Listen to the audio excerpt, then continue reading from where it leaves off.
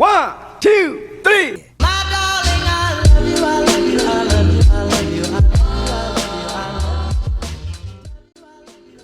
Praktikum penentuan kadar kalium bikromat dengan spektrofotometri UV visible.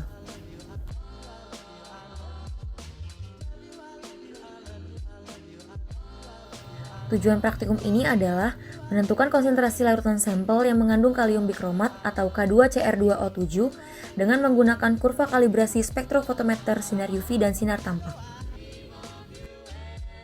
Spektrofotometri UV visible. Menurut Hendayana tahun 1994, spektrofotometri UV visible merupakan analisa kualitatif dan kuantitatif spesies kimia dengan pengukuran absorpsi atau transmitasi dalam spektroskopi yang didasarkan pada penyerapan materi terhadap sinar UV dan sinar tampak, di mana sebagian materi melakukan absorpsi pada daerah sinar UV dengan panjang gelombang 200-400 nanometer, dan sebagian materi lainnya melakukan absorpsi pada daerah sinar tampak dengan panjang gelombang 400-800 nanometer. Penyerapan sinar tampak dan sinar UV oleh suatu molekul dapat menyebabkan eksitasi molekul dari tingkat energi dasar ke yang paling tinggi. Akibatnya, panjang absorpsi maksimum dapat dikorelasikan dengan jenis ikatan dalam molekul. Hukum Lambert-Beer menjelaskan hubungan linearitas antara absorben dengan konsentrasi larutan sampel. Konsentrasi sampel di dalam larutan dapat ditentukan dengan mengukur absorben pada panjang gelombang tertentu, dengan rumus A sama dengan min log T, dan A sama dengan epsilon BC, dan juga A sama dengan ABC, di mana A sama dengan absorbansi, T sama dengan transmitasi, epsilon sama dengan absorptivitas molar, A sama dengan absorptivitas, B sama dengan panjang sel atau tebal, C sama dengan konsentrasi. Berikut disajikan diagram spektrofotometri. Hukum Lambert-Beer dapat digunakan bila memenuhi syarat-syarat sebagai berikut. Yang pertama, konsentrasi larutan harus rendah. Yang kedua, larutannya harus jernih. Yang ketiga, zat yang diukur harus stabil. Dan yang terakhir, cahayanya monokromatis.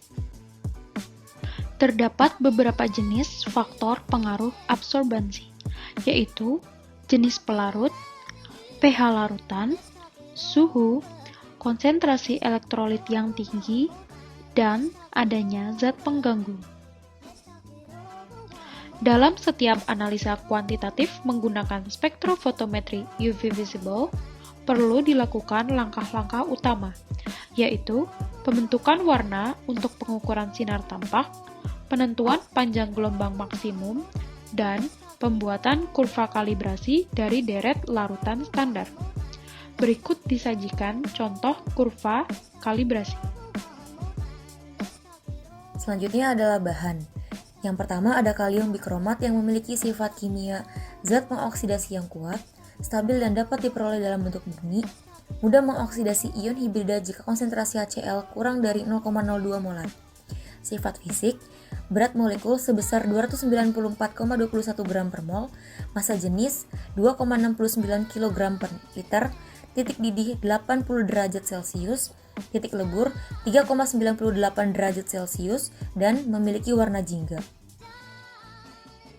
Bahan kedua adalah aqueous, memiliki sifat kimia kovalen polar, elektrolit lemah mampu mengantarkan listrik, dapat menguraikan garam menjadi asam dan basa, dan memiliki sifat fisik, berat molekul sebesar 18,06 gram per mol, massa jenis 1 gram per mililiter, titik didih 100 derajat Celcius, titik lebur 0 derajat Celcius, dan merupakan pelarut yang baik. Berikut adalah alat yang digunakan dalam praktikum ini.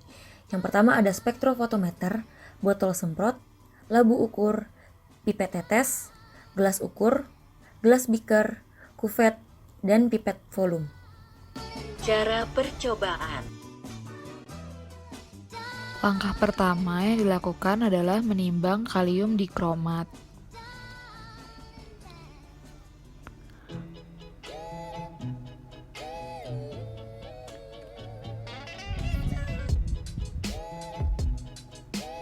Kemudian membuat larutan induk kalium dikromat.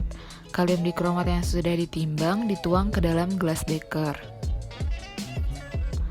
Kemudian menuang aquades ke dalam gelas ukur sampai volume tertentu. Kemudian aquadesnya dituang ke dalam gelas beker yang sudah berisi kalium dikromat.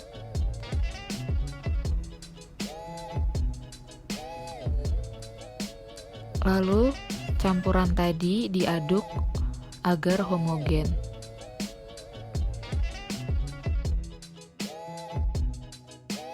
Kemudian mengencerkan larutan induk menjadi 0,0002 molar dengan cara mengambil larutan induk menggunakan pipet volume.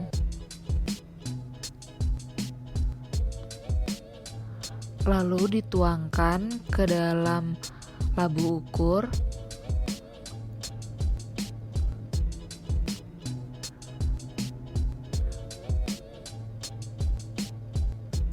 Selanjutnya, menuangkan aquades ke dalam labu ukur yang berisi larutan induk untuk mengencerkan.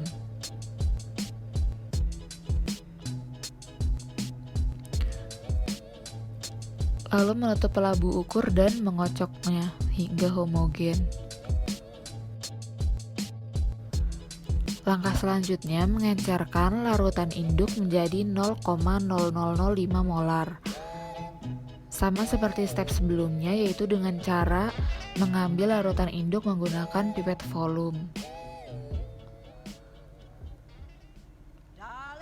Kemudian dimasukkan ke dalam labu ukur.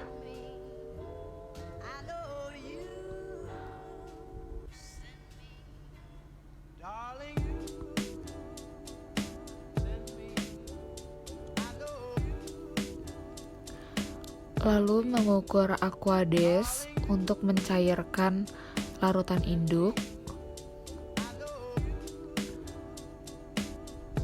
Aquades yang sudah diukur dituang ke dalam labu ukur yang berisi larutan induk tadi.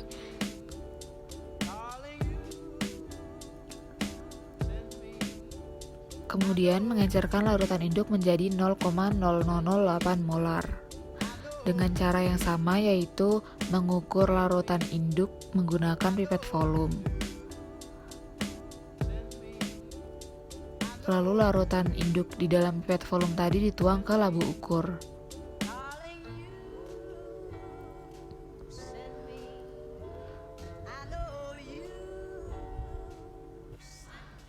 Kemudian mengukur aquades untuk mengencerkan larutan induk.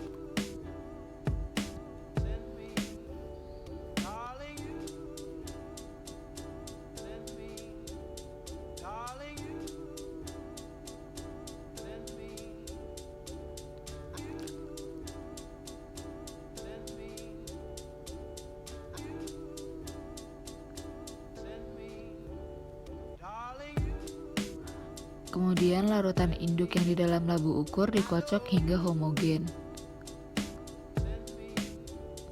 Lalu mengencerkan larutan induk menjadi 0,001 molar, yaitu caranya sama dengan mengukur larutan induk menggunakan pipet volume.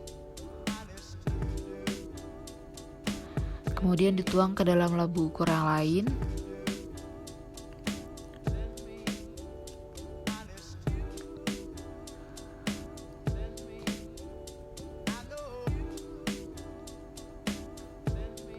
Lalu menuang aquades ke dalam labu ukur yang sudah berisi larutan induk untuk dicairkan menjadi 0,001 molar.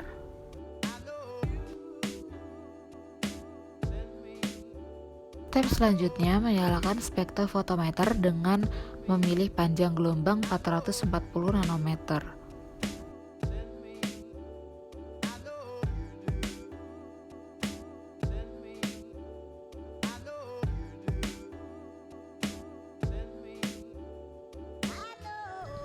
Lalu mengatur alat spektrofotometer dengan larutan belangko Aquades ke angka 0.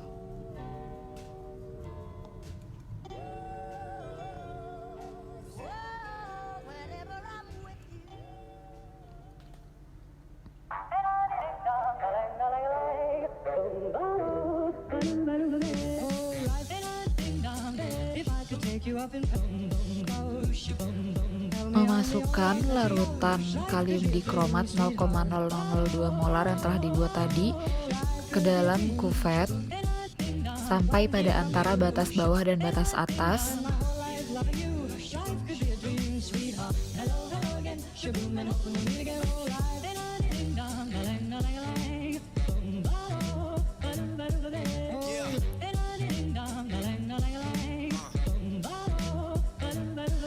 Lalu dimasukkan ke dalam alat spektrofotometer.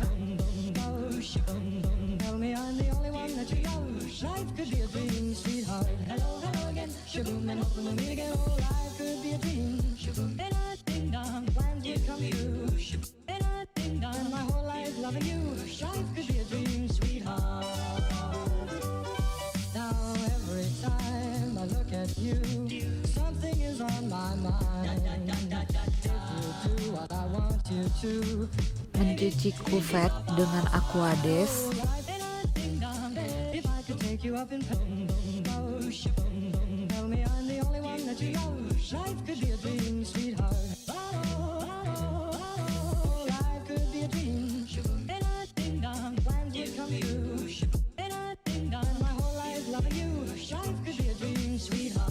Kemudian mengulangi langkah sebelumnya untuk semua variasi konsentrasi.